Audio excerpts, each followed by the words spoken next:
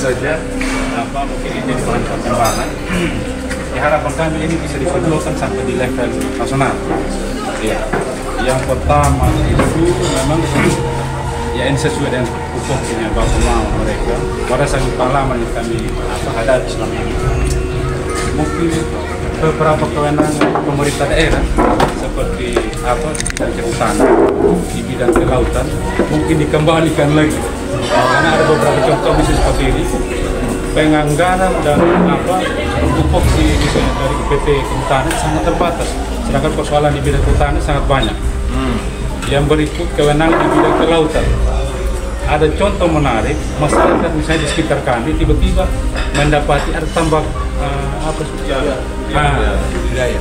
budidaya mutiara menutup akses nelayan lokal. Itu karena izinnya dari provinsi. Nah, pemerintah daerah tidak tahu tentang itu. Yang berikut, ya ada beberapa persoalan tata kelola sumber daya alam, tapi yang paling penting itu mungkin di kehutanan dengan kelautan. Yang berikut, ya seperti diskusi kita beberapa hari, kami mohon betul mungkin Sumba dikembalikan lagi jadi sentra peternakan.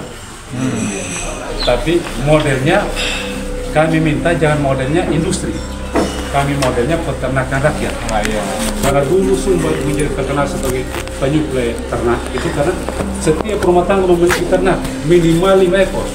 Nah sekarang hampir setiap rumah tangga itu mungkin hitungannya tidak sampai lagi 50% yang memiliki ternak, semuanya sudah kosong.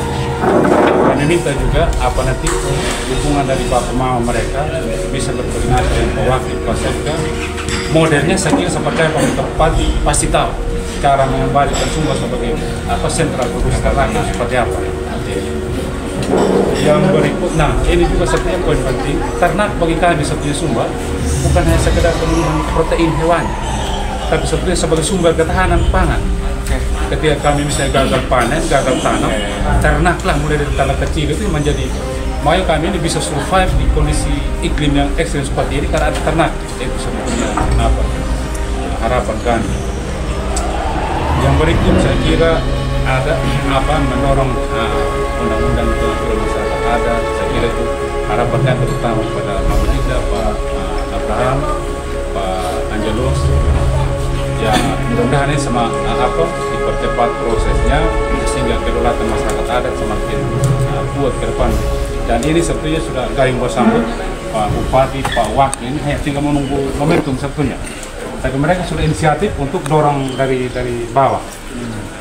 Jadi sudah ada rencana untuk, ya kalau kemarin kan ketemu Pak Wakil, dalam waktu secepatnya beliau akan mengeluarkan peraturan ya bersama Pak Bupati, mengeluarkan peraturan Bupati tentang pengakuan masyarakat adat. Yang berikut ini harapan kami yang paling penting untuk Bapak Paus, Ibu Hilda.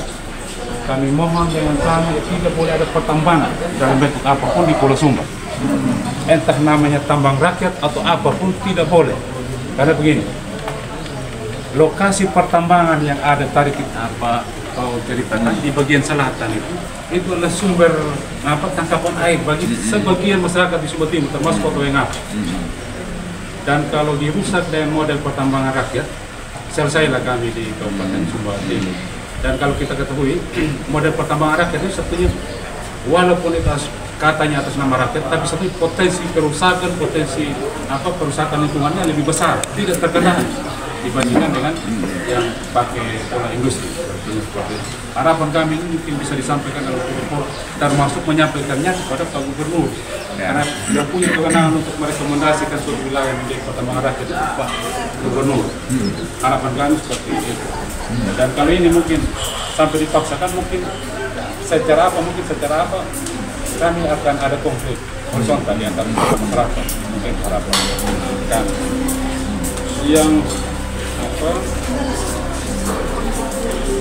ya terus ya berkaitan dengan ketahanan pangan, rata-rata teman-teman saya dari kami sebetulnya sedang mendorong pertanian lahan kering, berpartisipasi termasuk mengembalikan lagi pangan-pangan lokal pernah ada, karena sesuai dengan kondisi sebetulnya kita ini yang paling cocok sebetulnya adalah pangan-pangan lokal.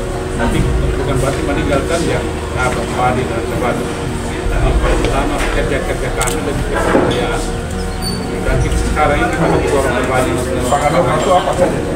Ada dari jamu, sorghum, macam-macam.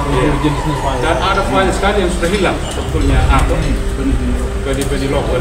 Sekarang kita dorong kembali. Dan kalau ya mungkin ada dukungan dari kawan-kawan mereka mungkin melalui Pemda Pak Wakil, ya kami sudah bersinergi dengan mereka. Yang berikut berkaitan dengan pariwisata, harapan kami bukan berarti kami menolak pariwisata, tapi di antara kami TSO, kami biasa berkaki dengan masyarakat. Kami memang sedang mendorong dan itu satunya CBD untuk Pulau Sumba merupakan hal yang baru sebetulnya. Hal yang baru terutama pada begini. Mungkin Pulau Sumba mengenal pariwisata secara masif itu baru sekitar tahun 2015-an. Dan itu sebenarnya ada gap kapasitas yang sangat jomplang dibandingkan teman-teman di Bali, di Jawa dan lain sebagainya. Jadi butuh sekali peningkatan kapasitas, terutama bagi desa dan masyarakat yang memiliki potensi wisata alam, wisata budaya dan lain sebagainya. Mungkin itu karena waktu kita terbatas, saya sampaikan secepatnya. Artinya dari segi kebijakan maupun intervensi dari pusat itu bisa perhatikan juga lahan-lahan kering, tidak hanya kita bangun bendungan dan lain-lain, termasuk sultan yang mendukung kerja-kerja masyarakat di lapangan ya, di lahan-lahan kering itu bisa didukung. Oke, itu komite 1 urusan saya. Tahanan pangan, kelautan sebagai itu urusan Pak Angelo ya. Jadi nanti kita ngomong asal ngomong tapi kita kembali untuk follow up ya. Kemudian ini ada Ibu Hilda, beliau itu anggaran ya, termasuk juga transport daerah itu dan sebagainya. Jadi kita ke sana nanti Pak Ketua kasih kesimpulan. Dan saya kira teman-teman habis kita ngomong ini kita perlu backup data toh. Kita perlu konkretnya dan apa yang bisa kita komunikasi karena Pak Ketua sudah hadir di Sumba ini, apapun kita bikin pasti beliau akan bisa terbahas. Nah yang terakhir saya bilang kita beda dengan teman-teman Kamar Sebelah DPR, jadi birokrasinya, warnanya kita bebas. Coba teman-teman kalau percaya kepada DPD, hari ini Pak Ketua sudah langsung di sini. Saya melihat tadi itu sepakat bahwa kalau tadi melarang tambang apapun di sini cocok dengan bangun pariwisata. Jadi kita tidak bisa tempurung di dalam tempurung saja, potensi ini tidur sudah. Nggak bisa kan nanti tikus mati di lumbungkan tidak boleh. Tapi kalau larang ini apa yang kita bikin supaya berimbang, dan saya yakin pariwisata akan maju di Sumba. Begitu Pak Ketua. Ada tambahan dulu. Baik, ini sebagian besar di saya ini sebenarnya dari yang pertama izin Pak Wakil Presiden. Soal mengembalikan kewenangan kehutanan itu nanti di level pimpinan DPD lah, saya pikir itu ini main di atas ya, bisa di Pak Ketua bisa mainkan itu untuk dorong banyak. Ini bukan hanya di Sumba Timur, semua daerah juga minta itu kewenangan yang tumpang tindih, orang mau urus izin harus ke provinsi sementara itu dia hanya nelayan kecil yang urusannya sekian GT saja desnya itu. Terus yang berikut soal kembalikan Sumba sebagai sentra peternakan. Ya, ini yang saya mau cek Pak Wakil, Pak Sekda. Saya tuh kaget kemarin itu, izin lapor Pak Ketua. 5 hari lalu kami rapat sama PTPN, mungkin lihat di Facebook saya. Saya kaget. Saya awalnya sebagai pimpinan komite awalnya udah karena kami padat mau bagi abang waktu itu. Saya pikir udahlah saya sama Pupuk aja PTPN biar saya nggak usah, karena dalam bayangan saya nggak ada kepentingan PTPN di NTT. Dalam bayangan saya Bang. Kagetnya saya ternyata mereka punya 7.000 hektar dan itu di Sumba Timur. 7.000 hektar peternakan. Benar ya Pak Sekda ya. Ini kan menarik. Saya kaget itu. Saya waktu pimpin habis saya omong, saya bilang saya minta maaf aja ini karena sepertinya dengan NTT kurang masuk. Dibantah sama dirutnya. Pak Angelo, kami punya 7.000 hektar di NTT Pak. Dan itu di Sumba Timur. Setelah itu ngobrol. Dan konsepnya peternakan. PTPN yang urus peternakan, bukan perkebunan di sini. Saya tanya, mereka mengeluh terlantar. Dalam konsep korporasi mereka rugi lah, gitu. Tidak jelas jalan tanda petik. Mungkin kerjangkauan terlalu jauh dan mereka merasa ini tidak di-backup.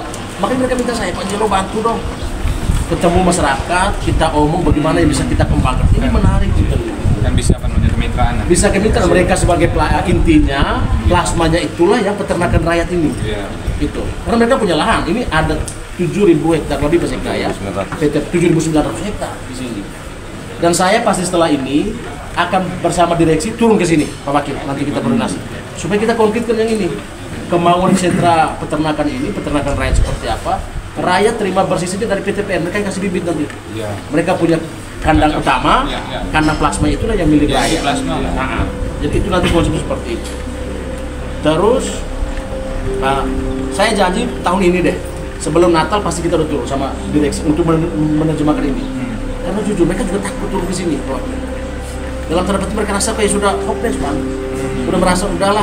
Dosanya banyak. Dosanya banyak ya, ini menarik gitu, bisa jadi gitu. Bisa jadi. Mereka seperti udah Jangan lepas. tertipu lah sama mulut manis Gitu. mereka itu. Sekarang tinggal kalau konsepnya tadi Pak Wakil, kalau konsepnya tadi oke, kalau konsepnya tadi masuk kenapa tidak kita ambil? Gitu. Itu kelas Kalau saya, karena bagaimanapun ini lahan mereka, gitu kan. Kalau lahan tidak itu, kita konsepnya inti plasma.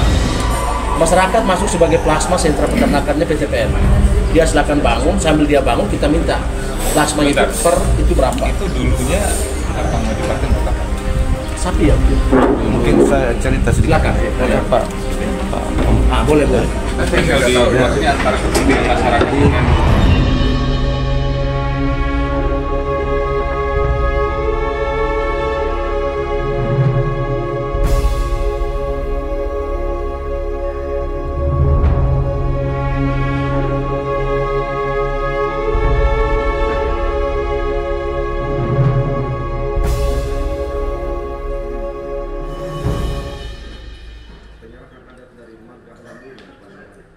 Dari